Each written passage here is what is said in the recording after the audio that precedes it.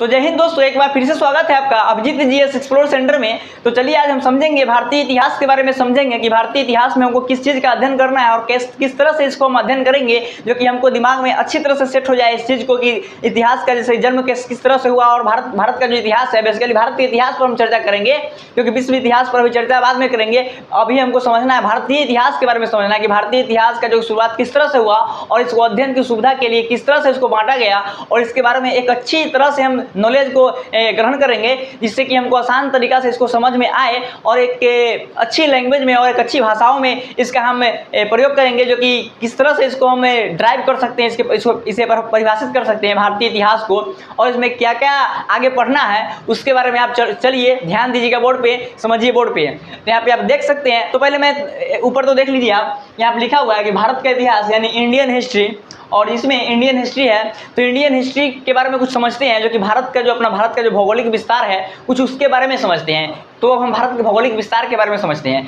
तो भारत का जो भौगोलिक विस्तार है जो कि इंडियन हिस्ट्री के महत्व के अनुसार इसको भौगोलिक दृष्टि से देखा गया है, जो कि इंडियन हिस्ट्री के कुछ अध्ययन करने के लिए कुछ भारत के भौगोलिक इतिहासों के बारे में जानते हैं और जो वर्तमान स्थिति में भारत को वही है और ऐतिहासिक जो कि बहुत सारे इतिहास के रूप में जो कि इसका बढ़ावा हुआ भारतीय इतिहास का, तो उसको लेकर हम चलेंगे कि भौगोलिक विस्तार के साथ साथ कुछ इसका क्लू जुड़ा हुआ है भारतीय इतिहास से। तो चलिए अब देखिए ध्यान दीजिएगा मेरी बातों को अच्छी तरह से कि किस तरह से इसको समझें। तो यहाँ पे देखिए कि भारत का जो भौगोलिक विस्तार है उसमें ही समझना है कि भारत का जो भौगोलिक विस्तार है वो उत्तर में हिमालय से लेकर दक्षिण में समुद्र तक फैला है और भारत जो कि एक उपमहाद्वीप है। तो उपमहाद्वीप होता क्या है? तो उपमहाद्वीप यही होता है कि एक महाद्वीप का जो कि सबसे बड़ा भूभाग होता है ना, उसी को हम उपमहाद्वीप के नाम से जानते हैं। यानी कि मान लीजिए एशिया कॉन्टिनेंट है, एशिया महादेश है और एशिया महादेश में बड़ा देश है जो कि क्षेत्रफल में बड़ा देश जो होना चाहिए, तो क्षेत्रफल में बड़ा देश जो कि इंडिया और चाइना लगभग देश जो है दो देश है जो कि एशिया में सबसे बड़ा देश के रूप में आता है।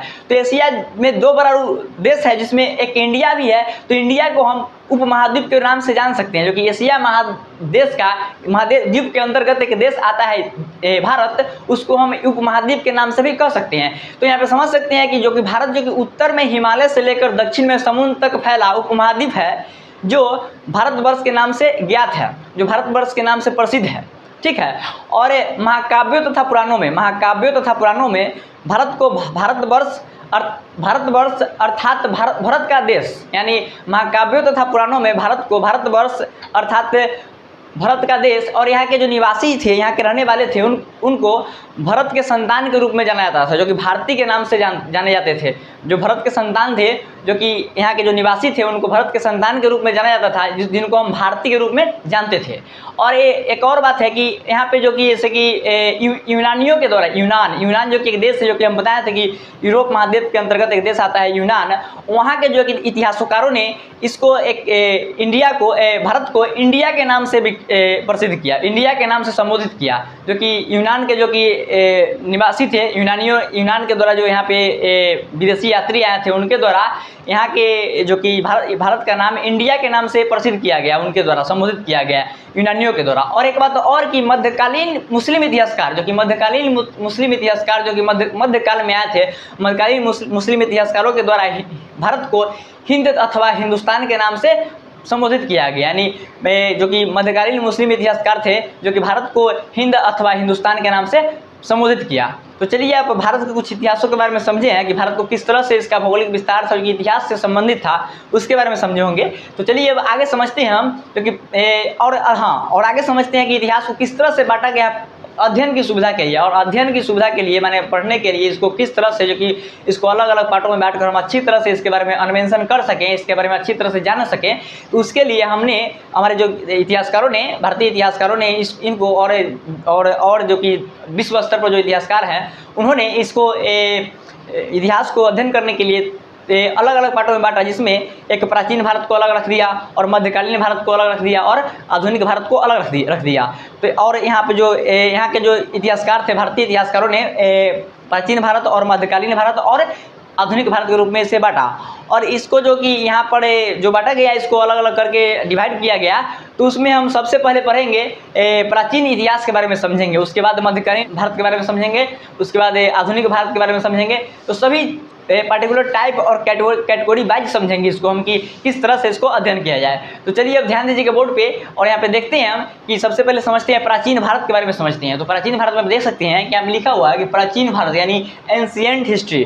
तो प्राचीन भारत एंशिएंट इंडिया, जो कि प्राचीन भारत के नाम से जाना जाता है इंग्लिश में। और यहाँ पे देख सकते हैं प्राचीन भारतीय इतिहास के स्रोत, यानी प्राचीन भारतीय इतिहास के स्रोत, क्योंकि प्राचीन भारतीय इतिहास के स्रोत को किस तरह से पता लगाया जा सकता था और पता लगा गया उसके बारे में देखिए यहाँ पे लिखा हुआ है कि प्राचीन भारतीय इतिहास के स्रोत में प्राचीन भारतीय इतिहास के विषय में जानकारी 4 स्रोतों से, मुख्यतः 4 स्रोतों से प्राप्त होती है। यानी प्राचीन भारतीय इतिहास के विषय में जानकारी जो मुख्यतः 4 स्रोतों से प्राप्त होती है, जिसमें है पहला है धर्म ग्रंथ, और दूसरा है ऐतिहासिक ग्रंथ, और चौथा है विदेशियों का विवरण, तीसरा है विदेशियों का विवरण, और चौथा है पुरातत्व संबंधी साक्ष्य। यानी कि धर्म ग्रंथ, ऐतिहासिक ग्रंथ, विदेशियों का विवरण और पुरातत्व संबंधी साक्ष्य, इसी चारों जो कि टाइप है, टॉपिक है, इसी के द्वारा हम प्राचीन इतिहास के बारे में जानकारी प्राप्त करते हैं। जो कि प्राचीन में जो कि घटना घट चुकी है अपने देश में, उसके बारे में इसी जो कि टॉपिक है धर्म ग्रंथ, ऐतिहासिक ग्रंथ, विदेशियों का विवरण एवं पुरातत्व संबंधी साक्ष्य, इसी के द्वारा हम अपने भारत देश का इतिहास जो कि प्राचीन रूप समय में जो कि भारत का कैसा सभ्यता था, संस्कृति था, उसके बारे में जानेंगे। तो चलिए अब ध्यान दीजिए। अच्छा, एक बात और है कि यहाँ पे जो धर्म ग्रंथ और ऐतिहासिक ग्रंथ, धर्म ग्रंथ और ऐतिहासिक ग्रंथ में जो कि इसमें कहा गया है कि भारत का सर्वप्राचीन धर्म ग्रंथ वेद है। जो कि भारत का जो सर्वप्राचीन सबसे पहले जो धर्म ग्रंथ है वो वेद है, और वेद के जो संकलन करता है वो महर्षि कृष्ण द्वैपायन वेद व्यास है।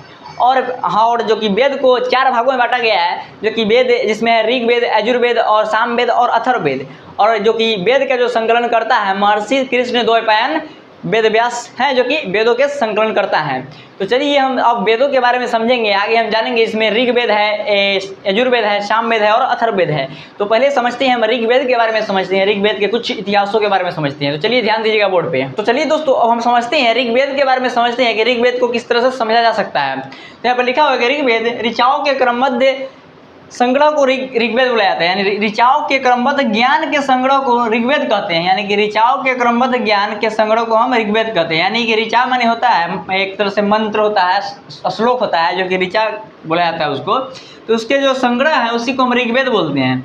और इसमें यहाँ पे देखा गया है कि इसे ऋग्वेद में जो कि मंडलों की जो संख्या है वो 10 की संख्या में ऋग्वेद में मंडल है, और 1028 सूक्त हैं, जिसमें बाल्यखिल ऋषियों के द्वारा जो कि 11 सूक्त भी इसमें शामिल है। बाल्यखिल ऋषियों के द्वारा जो कि 11 सूक्त है इसमें, वो भी शामिल इसमें है 1028 में, जो कि सूक्तों की संख्या 1028 और मंडल की संख्या 10 और तथा 10,462 ऋचाएँ हैं। यानी 10,462 श्लोक एवं मंत्र हैं, 10,462। और 10,462 जो कि श्लोक एवं मंत्र है, इसमें बहुत सारे जो कि विद्वानों का जो कि कहना है, इसके संख्याओं को लेकर मतभेद है कि 10,462 की संख्या में नहीं है, कुछ ज़्यादा है, कुछ कम है। तो बहुत सारे विद्वान ने अपना अपना ओपिनियन रखा था, लेकिन एक तरह से एवरेज इसको मान के चला गया 10,462, जो कि बहुत सारे विद्वानों के द्वारा इसको दर्शाया गया।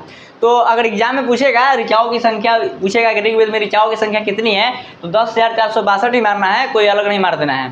तो चलिए अब आगे देखते हैं कि इस वेद के ऋचाओं को पढ़ने वाले ऋषि को, माने इस वेद के जो ऋचा है, इस वेद के जो मंत्र है, इस वेद के जो श्लोक है, उसको जो पढ़ते हैं ऋषि, उनको हम होत्री के नाम से जानते हैं। यानी होत्री के नाम से हम ऋग्वेद के ऋचाओं को अध्ययन करने वाले, पढ़ने वाले ऋषि को हम होत्री के नाम से जानते हैं। तो अब आगे देखिए कि इस वेद से आर्य की राजनीति प्रणाली एवं इतिहास के बारे में जानकारी मिलती है। यानी इससे ऋग्वेद से आर्य की जो राजनीति है, प्रणाली राजनीति, जो कि जिस तरह से शासन व्यवस्था चलाते थे आर्य, जो कि आर्य हमारे पूर्वज थे, जो कि इस वेद से आर्य की राजनीति प्रणाली एवं इतिहास के बारे में जानकारी मिलती है, यानी ऋग्वेद से। तो चलिए अब ऋग्वेद के बारे में समझ चुके हैं और ऋग्वेद के बारे में कुछ आगे समझते हैं। तो आगे देखते हैं ऋग्वेद के बारे में। तो देखिए यहाँ पर ऋग्वेद के बारे में, विश्वामित्र द्वारा रचित ऋग्वेद के तीसरे मंडल में, विश्वामित्र ऋषि के द्वारा रचित ऋग्वेद के तीसरे मंडल में सूर्य देवता सावित्री को समर्पित है। यानी तीसरा जो मंडल है ऋग्वेद का, जो कि विश्वामित्र के द्वारा रचना किया गया है इसका, उसमें सूर्य देवता सावित्री का उल्लेख है।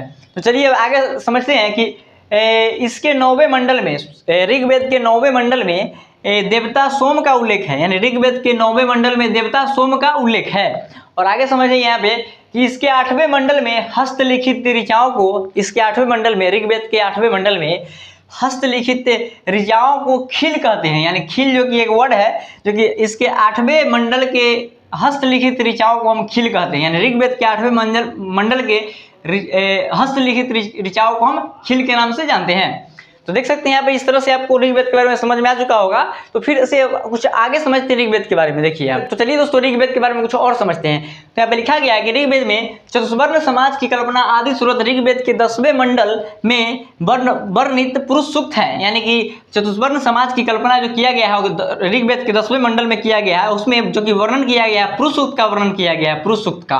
और पुरुष सूक्त जिसके अनुसार 4 वर्ण ब्राह्मण, क्षत्रिय, वैश्य, शूद्र, जो कि आदि पुरुष ब्रह्मा के क्रमशः मुख्य, भुजाओं, जंघाओं और चरणों से उत्पन्न हुआ है। यानी कि मुख से ब्राह्मण का और भुजाओं से क्षत्रिय का और जंघाओं से वैश्य का और चरणों से शूद्र का उत्पन्न हुआ है, जो कि आदि पुरुष ब्रह्मा के सभी अंगों से इसका जन्म हुआ है, ब्राह्मण, क्षत्रिय, वैश्य और शूद्र का। जो कि आप ऋग्वेद के 10वें मंडल के बारे में समझ चुके हैं।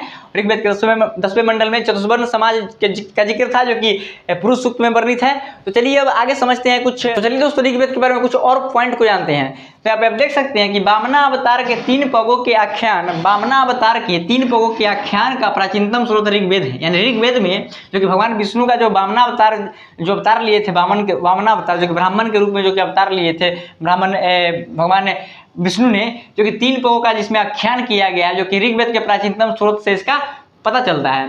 तो आगे देखिए यहाँ पे देख सकते हैं कि ऋग्वेद में इंद्र के लिए 250 और अग्नि के लिए 200 ऋचाओं की रचना की गई है। यानी ऋग्वेद में 250 जो कि इंद्र देवता के लिए और अग्नि देवता के लिए 200 ऋचाओं का रचना किया गया है, जो कि ऋग्वेद में। तो आगे समझिए, यहाँ पे देख सकते हैं कि यहाँ पे लिखा हुआ है कि प्राचीनतम इतिहास के साधन के रूप में वैदिक साहित्य में ऋग्वेद के बाद शतपथ ब्राह्मण का स्थान है। यानी वैदिक साहित्य में ऋग्वेद के बाद किसका स्थान है? तो शतपथ ब्राह्मण का, जो कि प्राचीनतम इतिहास के साधन के रूप में हम इसके जानते हैं कि वैदिक साहित्य के बाद हमको शतपथ ब्राह्मण के बारे में को स्थान दिया जाता है, जो कि शतपथ ब्राह्मण को हम वैदिक साहित्य में ऋग्वेद के बाद स्थान देते हैं। तो चलिए आप देख सकते हैं कि किस तरह से हम ऋग्वेद को समझे हैं। और अब आगे समझते हैं यजुर्वेद के बारे में समझते हैं। तो ध्यान दीजिएगा बोर्ड पे। तो चलिए अब हम आगे समझते हैं यजुर्वेद के बारे में समझेंगे। तो यजुर्वेद में हमको यही पढ़ना है जिसमें कहा गया है कि यजुर्वेद के बारे में जो परिभाषित किया गया है यजुर्वेद को, उसको समझते हैं हम कि आप इसमें मंत्रों तथा बलि के समय, मंत्र उच्चारण करने के समय तथा बलि देने के समय जो कि अनुपालन के लिए नियमों का संकलन यजुर्वेद कहलाता है। यानी मंत्रों तथा बलि के समय अनुपालन के लिए नियमों का संकलन यजुर्वेद कहलाता है। ठीक है। और आगे समझते हैं कि इसके पाठकर्ता को, यजुर्वेद के जो पाठकर्ता होते हैं उसको अथर्वयु कहते हैं। यानी यजुर्वेद के जो पाठकर्ता है उसे हम अथर्वयु के नाम से जानते हैं। तो यहाँ पे आप देख सकते हैं कि यह एक ऐसा वेद है जो गद्य एवं पद दोनों में है। यानी यजुर्वेद जो है गद्य और पद दोनों में है। यानी कि सब जो कि एक कहानी के तौर पर भी है और श्लोक के तौर पर भी है, जो कि यजुर्वेद सम्मिलित है। तो चलिए अब यजुर्वेद के बारे में समझ चुके हैं, इतना ही पढ़ना था यजुर्वेद में। और आगे हम समझते हैं सामवेद के बारे में समझते हैं। चलिए दोस्तों हम आगे समझते हैं जो कि अगला वेद है, जो कि सामवेद है, उसके बारे में समझते हैं। सामवेद में क्या जिक्र किया गया है उसके बारे में समझते हैं। तो ध्यान दीजिए बोर्ड पे, यहाँ पे देख सकते हैं कि सामवेद यह गाई जा सकने वाली ऋचाओं का संकलन है। यानी जो सामवेद जो है, जो सामवेद में जो ऋचा है, जो मंत्र है, जो श्लोक है, उसको हम गा कर उसको प्रदर्शित कर सकते हैं। इसमें सामवेद में जो गाई जा सकने वाली जो ऋचाएं है उसको हम सामवेद के नाम से जानते हैं, जो कि संकलन ऋचाओं का संकलन है, जो कि जिसे हम गा सकते हैं उसे हम सामवेद के रूप में जानते हैं। तो देखिए यहाँ पे इसके पाठकर्ता को उदात्री कहते हैं। उदात्री यानी कि जो सामवेद के जो पाठकर्ता है उसको हम उदात्री कहते हैं। और इसे भारतीय संगीत का जनक कहा जाता है। यानी सामवेद को हम भारतीय संगीत का जनक भी कहते हैं। तो चलिए अब सामवेद भी खत्म हो गया और आगे समझते हैं हम अथर्ववेद के बारे में, जो कि चौथा वेद है। तो चलिए दोस्तों वेदों के श्रृंखला में हम आगे समझते हैं, अथर्ववेद के बारे में समझते हैं। तो अथर्ववेद में किस चीज का जिक्र किया गया है उसके बारे में ध्यान दीजिए बोर्ड पे। यहाँ पे लिखा गया है कि अथर्ववेद में अथर्वा ऋषि द्वारा इस वेद में रोग निवारण, तंत्र मंत्र, जादू टोना, साप, वशीकरण, आशीर्वाद, स्तुति, प्रायश्चित, औषधि, अनुसंधान, विवाह, प्रेम, राज्यकर्म, मातृभूमि महात्म्य आदि विविध विषयों से संबंध मंत्र तथा सामान्य मनुष्यों के विचारों, विश्वासों और अंधविश्वासों इत्यादि का वर्णन किया गया है इसमें। यानी कि जितने भी इसमें टॉपिक वर्ड को आप देख रहे हैं उससे आपको समझ में आ रहा है कि स्पेशली ये जादू टोना, साप, आशीर्वाद, रोग निवारण और विवाह, प्रेम विवाह, औषधि, जो कि और मनुष्यों का विचार, विश्वास और अंधविश्वासों के बारे में इसमें जिक्र किया गया है। तो आप देख सकते हैं कि किस तरह से इसको संकलित किया गया है अथर्ववेद को। और अथर्ववेद के बारे में आगे जानते हैं। इसमें लिखा गया है कि अथर्ववेद कन्याओं के जन्म का निंदा करता है। अथर्ववेद कन्याओं के जन्म का निंदा करता है। इसका मतलब ये नहीं कि अथर्ववेद कन्याओं के जन्म पर प्रतिबंध लगाता है। इसका मतलब ये है कि जो जिस स्त्री को केवल कन्या ही जन्म ले रहा है तो उसको कुछ समाधान उपाय करके उसको इस चीज से निवारण दिलाया जाए ताकि उसका वंश आगे बढ़ सके। तो इसका मतलब यही हुआ कि अथर्ववेद जो कि अथर्ववेद कन्याओं के जन्म का निंदा करता है, जो कि किताबी भाषा में लिखा गया है। तो इसका मीनिंग ये नहीं हुआ। तो चलिए अब आगे समझते हैं कि अब अथर्ववेद के बारे में समझ चुके हैं तो कुछ और अथर्ववेद के बारे में जानकारी प्राप्त करते हैं। तो देखिए ध्यान दीजिएगा बोर्ड पे। तो अब आगे देखिए अथर्ववेद के बारे में इसमें लिखा गया है कि इसमें सभा एवं समिति को प्रजापति की 2 पुत्रियां कहा गया है। यानी सभा और समिति को प्रजापति की 2 पुत्रियां अथर्ववेद में कहा गया है। चलिए आज समझ चुके होंगे आप सभी भारत के प्राचीन इतिहास के जो कि फर्स्ट जो कि एक इंट्रोडक्शन था इसका और परिचय था एक तरह से भारतीय इतिहास के बारे में, क्योंकि हम वेदों के बारे में पढ़े हैं। और आगे हम ऐसे करके करते करते बहुत सारे टॉपिक्स को पढ़ेंगे जो हिस्ट्री का इंपॉर्टेंट VVI जो कि एग्जामों के लिए बहुत ही इंपॉर्टेंट है, उसके बारे में समझेंगे। तो चलिए दोस्तों आज के लिए इतना ही। अब हम इस सेशन को एंड करते हैं। तो इसी के साथ जय हिंद जय भारत।